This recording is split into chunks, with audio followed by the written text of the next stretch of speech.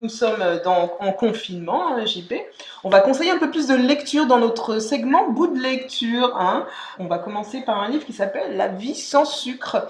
C'est facile de Sarah Wilson. C'est un livre qui est sorti aux États-Unis depuis très très longtemps. C'est un best-seller dans différents pays, édité en France par Larousse Cuisine.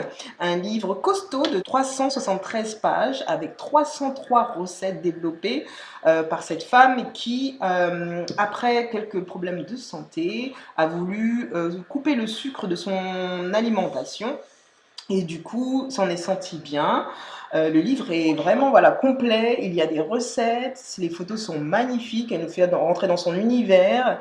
Il y a des recettes sucrées, ne vous inquiétez pas, c'est juste des alternatives. Bien sûr, après, c'est une question, comme on a dit, hein, d'habitude.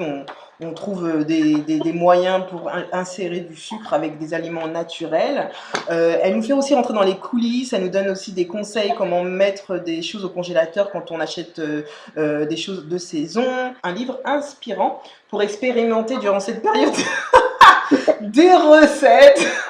Ensuite, je conseille livre animé entre papier et écran, histoire, technique, création, perspective, par Gaël Pelachot, sorti aux éditions Pyramide, qui sort toujours de très très intéressants et livres créatifs. C'est un livre illustré avec beaucoup de démos, beaucoup de livres qui ont été faits et puis des moyens de le faire, des guides pratiques qui nous montrent comment le livre illustré s'est présenté selon différents univers, le cinéma, le numérique, l'animation. Également pour ceux qui ont des projets, moi je m'en inspire pour un projet notamment, pour créer avec ses mains aussi, on oublie trop souvent de créer avec ses mains, de couper du papier, de faire du coloriage, ce genre de choses. C'est un bon moyen aussi en ces temps confinés de pouvoir s'aventurer sur ce domaine. C'est le type de livre qui pourrait t'intéresser?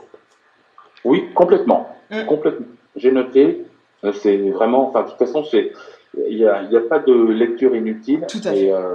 et j'aime bien devoir faire face à l'expérience des autres, donc c'est cool. Parfait. C'est clair, en plus c'est le moment. Ensuite, je conseille un livre qui s'appelle Créer, c'est exister de Valérie Bel-Mokhtar, également édition Pyramide. Un livre excellent pour les créatifs, parce qu'on est tous créatifs au fin fond de notre âme, hein, bien entendu, mais on ne veut pas l'admettre, ou on se dit que créatif c'est pour ceux qui dessinent, qui peignent, ce genre de choses, etc., qui font de l'art, qui ont des ateliers, alors que pas du tout.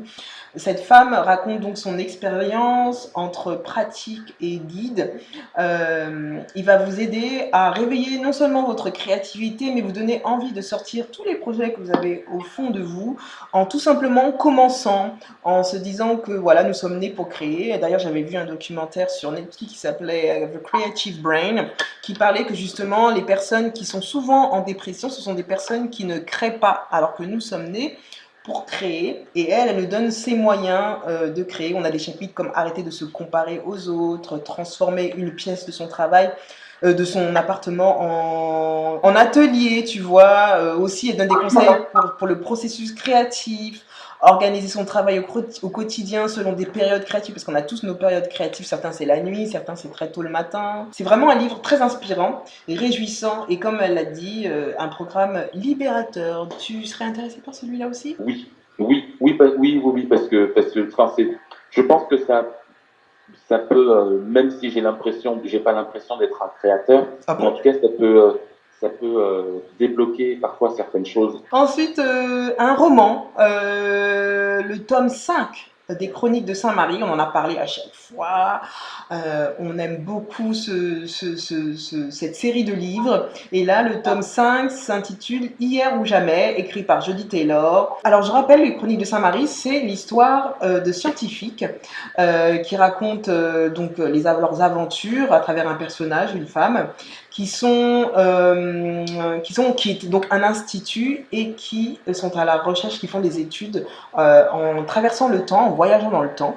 Donc là, avec ce tome 5, ce sont de nouveaux challenges que vivent ces personnages, de nouveaux voyages à travers le temps, à travers ce personnage Madeleine Maxwell, qui s'en va donc à Florence, qui s'en va rencontrer des anciens personnages qu'on peut lire dans les livres et qui se permettent de ramener des choses qui ont été perdus pour étudier un peu plus l'histoire et revivre aussi des moments historiques. Voilà, ce livre est toujours aussi excitant pour ce tome 5 qui s'appelle Hier ou jamais.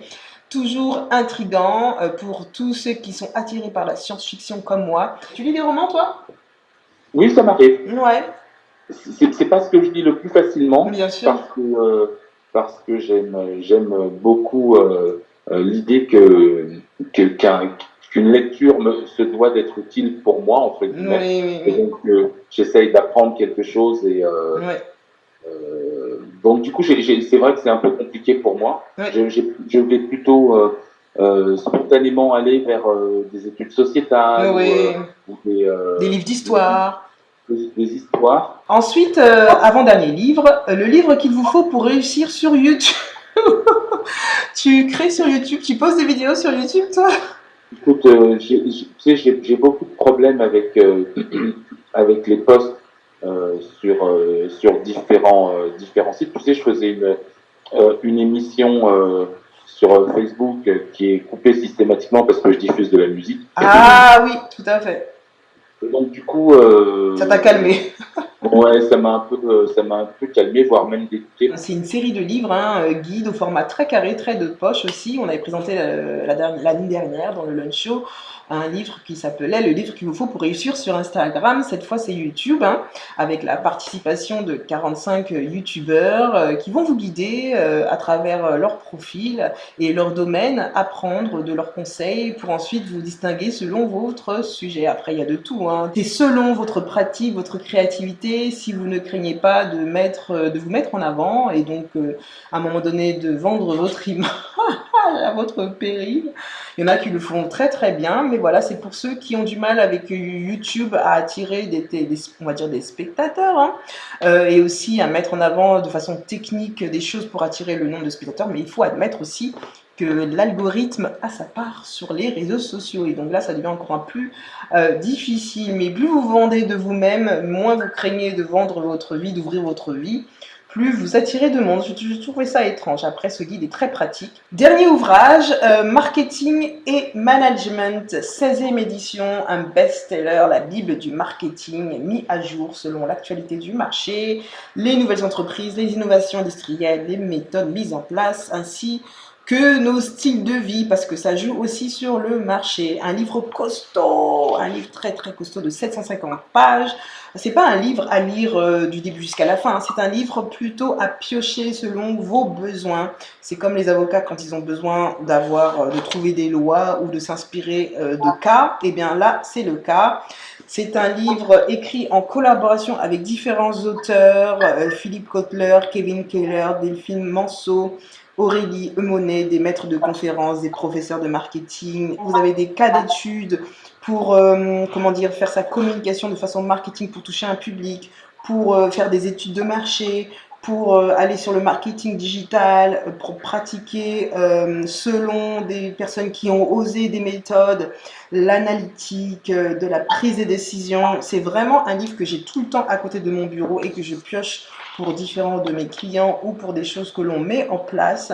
À toi pour ta sélection de 3 livres, JP. Je vais commencer par un livre, pardon, qui s'appelle White de Bret Easton Ellis. D'accord.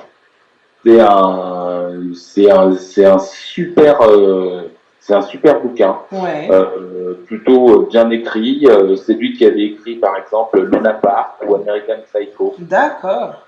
Donc, c'est un super bouquin qui semble un peu déconnecté quand même un peu déconnecté de la vie sociale des gens, du peuple, entre guillemets, parce que il raconte sa vie et sa vie de jeune homme plutôt friqué, plutôt un peu anard, et donc il parle de la façon dont il a été confronté au cinéma, notamment au film d'horreur. D'accord. Et c'est assez intéressant parce que ça décrit assez bien comment pense et comment se positionne une partie de la société américaine, notamment vis-à-vis de l'arrivée de Trump, Hmm. C'est assez intéressant. C'est un Vraiment. livre historique et en même temps biographique. Voilà. Ensuite, c'est la grande Toni Morrison Mhm. avec ce livre Home que je redécouvre. D'accord. Je l'ai pas fini, donc je vais pas m'auto-spoiler parce que je ne Ouais. sais pas. Mais voilà, je suis très frappé par la simplicité de son écriture Oui. et en même temps la profondeur de ce qu'elle oblige en réflexion en fait. C'est vraiment sublime. C'est vraiment sublime. Qu'est-ce que c'est? C'est une biographie? Qu'est-ce que c'est? C'est un état Non, des lieux?